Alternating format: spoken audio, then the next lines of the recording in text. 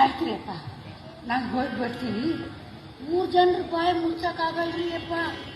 ನೀವೊಮ್ಮೆ ಹೋಗಿ ಬರ್ರಿ, ಎಲ್ಲ ನಿಮ್ಗೆ ಗೊತ್ತಾಗ್ತದೆ. ಸರಿ ನಾ ಬರ್ತೀನಿ. ಸರಿ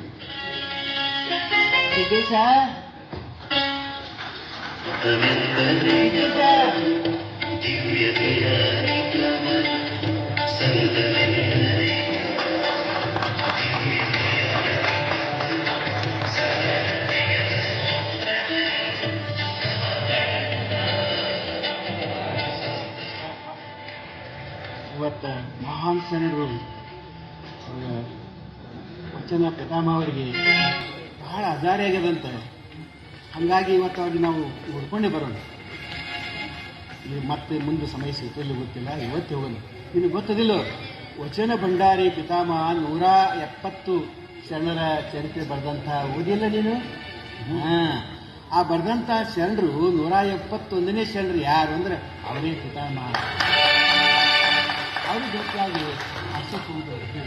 ಹೌದ್ರಿ ಅಪ್ಪ, ಅಂಥ ವಚನ ಭಂಡಾರಿ ದರ್ಶನ ನನಗೂ ಆಗ್ತದ ಅಂದ್ರೆ ನನಗೂ ಭಾಳ ಸಂತೋಷ ಆಗಲ್ಲ. ನಡೀಪ, ನಡ್ರಿ ಅಪ್ಪ, ಇವತ್ತೇ ಹೋಗು ನಡಿ. ಹ್ಞೂ.